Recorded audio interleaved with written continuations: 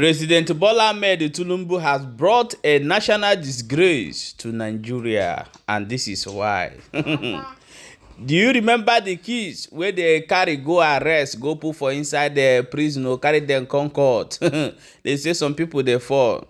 That one na the second disgrace where Buhari don't bring to Nigeria. The first one is the failing of releasing Mazi, the supreme leader of the indigenous people of Biafra, failing to release him. This is the first disgrace to Nnamdi because the whole world are watching what is happening in Nigeria. Our brother, what do they call Ikenga? Ugochinyere, the guy don't come outside, come break the finale table. I'm going to play you the video. Before we jump inside, quickly rush now. I'm make sure say they follow our new page for Facebook, what they call Balaba G's vlog. Make sure say you follow that page and they share our videos for inside that place. Now let us watch this video from beginning to end, and before we come back and continue. We get a lot of story, a lot of things to say about this particular video. Stay tuned from the beginning to the end. I will commend the president for. It takes a lot for a leader to realize that he has made a mistake and then immediately correct it. So I'm so happy that the president realized that that was a huge national embarrassment, if not international embarrassment, and then moved in to correct it immediately. Even why some hanger on were even trying to justify it for him. You can see why at times leaders, get into this part of shame at times, because you have some supporters who are very shameless.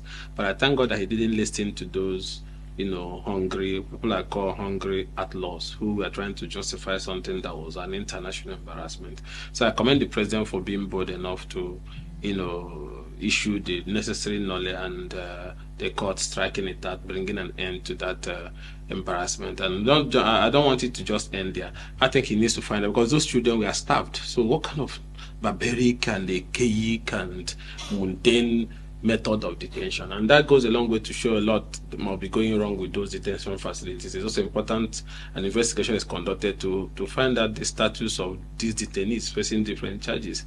It's like a kind of is it a confiscation site or what? You don't feed them. Look at the way they are looking so tiny, like they are coming out from a civil war or something. So it's an embarrassment, and it goes a long way to show how our detention system have been working. So it should be seen as an opportunity to fix things and correct things. And I thank the president for being bold enough to say that what happened was not right, and then going ahead to ensure that immediately these children were released. But going, apart from that, we should also investigate the status of other detainees in different cases and challenges in those detention facilities to be sure that we are complying with international African Charter on Human Rights and our relevant constitutional provision that an accused is deemed innocent until proven guilty. So you can't use starvation to kill the person even before he's made to have his day in court. And I think I will join to this by also pleading with the president the same way he reacted and responded to the feeling of Nigerians and the international community by discontinuing the embarrassing trial of these minors. He should also listen to the pleas from eminent Nigerians, eminent Igbo leaders, eminent individuals in different parts of the country, lawmakers and so on and so forth, who has at one time or the other called on the president to embark on the path of political solution in the Mazi and the Kanu case by discontinuing the trial. So you can see by what the president did in the minors case, he has exercised his constitutional power through the Attorney General under Section 174 thereabout to discontinue any criminal trial, even treason that has a murder charge at any stage of that trial. So now that you have invoked it for this case that we are charged for treason, also invoke the same Section 174 thereabout in the case of Mazi by discontinuing the trial. The trial has brought, so it has prolonged the return to the path of peace in the East. It has cost the East so much, it has even cost the country so much. There is a of insecurity, there is loss of life, there is killing, there is destruction going on left, right, and center with accusation and counter-accusation surrounding it. What a listening president will do is to say, okay, let's find a political solution, and which is to discontinue the trial of Mazi Nnamdi, release him on bail, and then embark on the path for finding sustainable solutions to those security challenges. Remember, under Section 14, the primary responsibility of government is the protection of lives and property. So why do we have government? If government cannot protect lives and property, if government cannot listen to the people, if government cannot do things that can bring stability, then it's not government. So what I'm saying in effect is that this is a government, and they should live up to their responsibility by listening to what the people are asking for. When we had challenges in Niger Delta, when the bombing of oil pipeline, kidnapping of oil workers, killing of oil workers, there's a lot of atrocities that was happening then, whether right or wrong. But government, because they know their responsibility, their economic responsibility and their welfare responsibility, embarked on a peace-building effort that led to the resolution of the Niger Delta crisis, that led to the issue of Niger Delta Ministry, different agencies that were put in place, amnesty and so on and so forth, all aimed at finding lasting solution. Even the security and pipeline contract was also given to Niger Delta people, and a lot of incentives that was given to Niger Delta people, and peace returned. And then when you had challenges in North Central, Buhari government was tinkering around grazing route, farm settlement, and all sorts of things, even though some of them people didn't find it funny. Those ones that has to do with taking away people's land, because they believe that some of the businesses that are leading to this conflict are private businesses, so they should be handled the same way private businesses are being handled. But government still went extra mile for that to say, okay, let's see how we can help them as Nigerians to be able to do their business in a way that it is less criminals and so on and so forth. So government did that. Even as bad as Boko Haram issue that has to do with somebody waking up because of whatever belief, killing people, beheading people, that is a heinous crime, bigger than even treason. But still, government went on negotiations at different times. Government went on rehabilitation. Imagine rehabilitating a murderer that enjoys beheading. But government still was doing it because government wants lasting and sustainable solution. Now, issues that were, triggered by injustice and unfair treatment and exclusion and so on and so forth, leads to this agitation in the East. Up till now, federal government has not sit down on the table to discuss with Southeast leaders and Southeast youth. This even goes a long way to show that they don't care about what happens to the East. They don't care about us. They don't care whether we'll survive. They don't care whether we are dying or whether we're killing ourselves. In a country that today, whether you like it or not, we are the biggest investors outside our region. How many of the regions have massive investment in other regions? That means the Igbo man is one that even believes in the sustainability of the Nigerian project. That is why he can invest in a zone or a land where he does not come from. So, but just ordinarily sit down and let's find a solution. Because the root cause is also rooted to these issues of exclusion.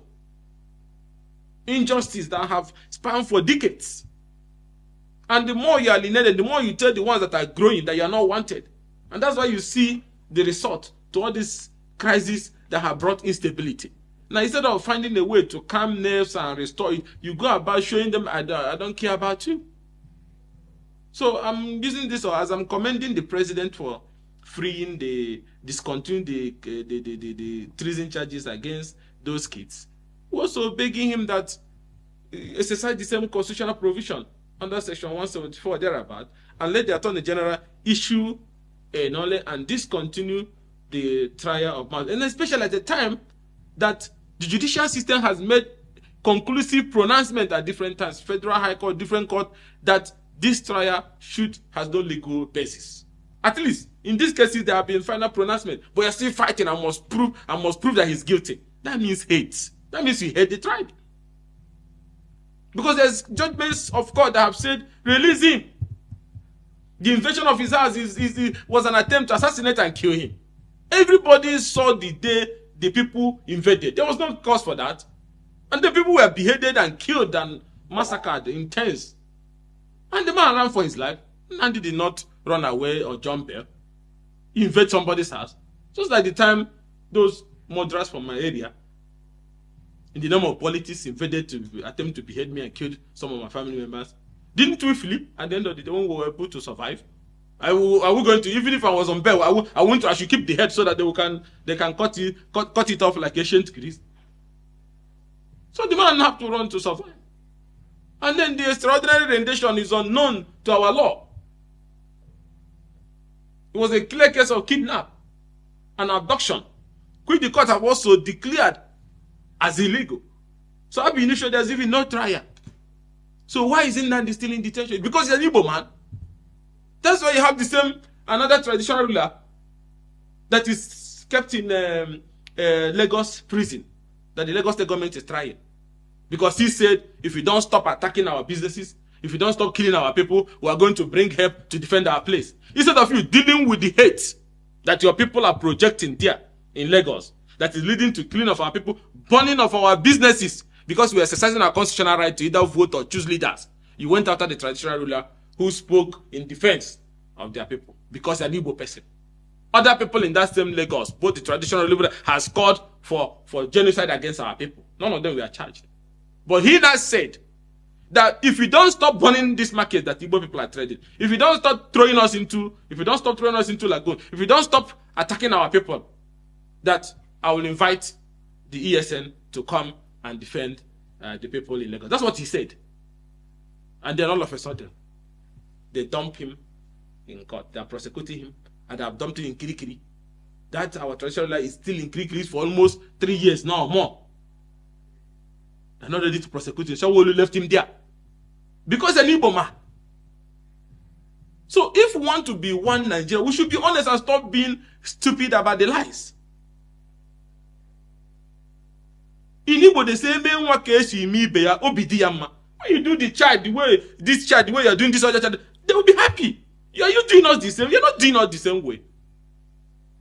Do we want to build a country, a nation, or are we running a geographical expression like Awolowo also said? If we want to build a nation, that even though the tongues and religion may differ, but in brotherhood we can still stand, then you have to behave like a family, like a brother. You resolve the Igbo issue. Don't pretend like you don't know it's existing. You will not have stability.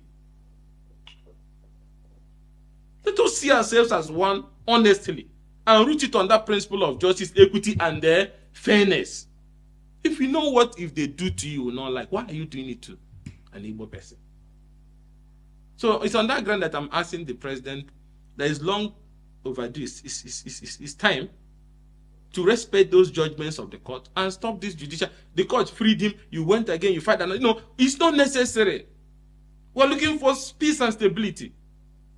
70% of our people today will take Mr. President seriously when he talks about building a nation, uniting our people, bringing us together, making us to believe that he's about to renew hope, which includes justice. You have to renew my faith in the justice system, in the equity system, in the fairness system. That our people, 70% of our people believe that if President wants us to take him serious, he should first of all release Mazi Nnamdi Kanu and find a way to go to the table to find a permanent political solution to the challenges facing our people. Then we can take him serious. That's the way our people feel. Any of the Igbo leaders can come to Abuja and be lying to him. Those ones I call outlaws. They can be saying all sorts of nonsense. But down there in our place, they want this issue resolved. So that our people can now pick up what is left of their lives and move on. Because this issue is causing instability in our place. Farming activities is zero. Businesses are going down. Most people are no longer returning back. So resolving it starts with, okay, political solution, we'll give him bail. Then we'll go to the table and look at the issue. There's issues that led to those agitation. Those issues have been with us since 1960.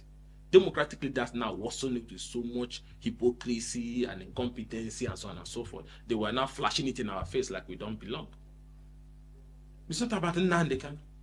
Even if we take out Nnamdi today, the other generation that is coming are also having the same feeling rooted in their hearts. You see, have another person rise up. So finding a solution to them, a permanent solution should be the concern of every genuine leader. Because for how long are you going to keep treating people like that and expect them to believe? In this era of technological advancement, social media and everything, information moves so fast. So it's not the way you can hide informations. People have opinions based on your actions.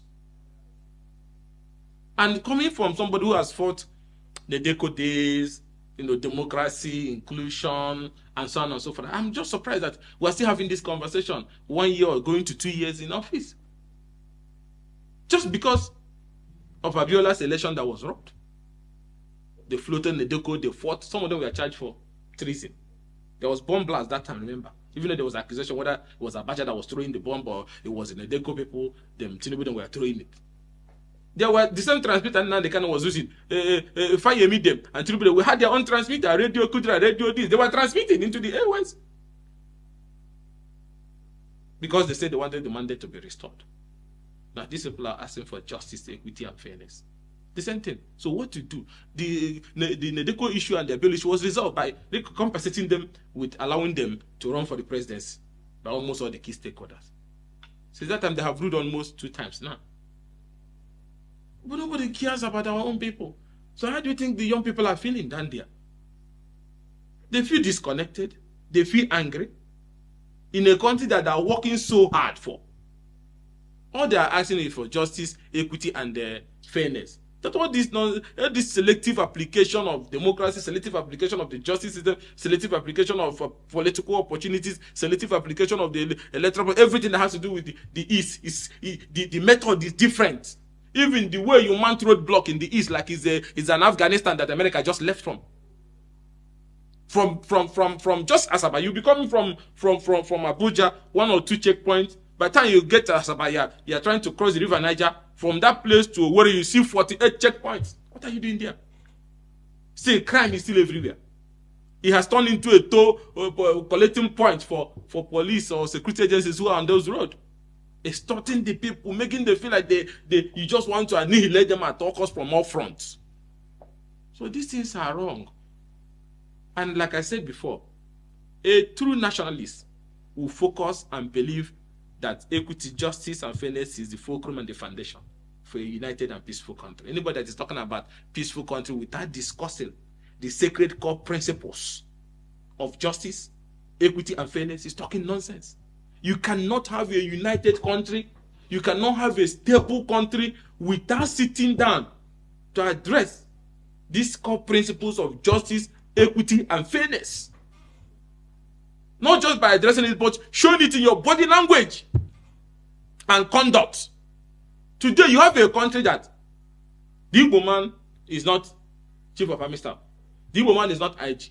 The Igbo man is not DG of DSS. The Igbo man is not Customs CG. The Igbo man is not Immigration Head. The Igbo man is not Central Bank. The Igbo man is not Finance Minister. The Igbo man is not Federal Inland Revenue. The Igbo man is not Director of Military Intelligence. The Igbo man is not NSA. But still, they still believe. All they are asking is not even you should share those things with them, but restore peace in our place. Consider it a matter of national importance that peace will return to the East. We want you to make that a priority. That's all our people are asking for. And that we're not getting it up to now. So it's not that anybody hates anybody, no. The hand with which you extend, that's the one we should receive. They are giving us bitter lemon every day. Look at the infrastructure in our place. Look at our major highways in the East. Look at our markets. Look at our energy situation. Look at the employment rate of our people in civil service. Look at the business opportunities available. Everything is self-help for our people. Business, building, everything. Even rehabilitation of our people that have been displaced since this crisis has started. Not even single one person.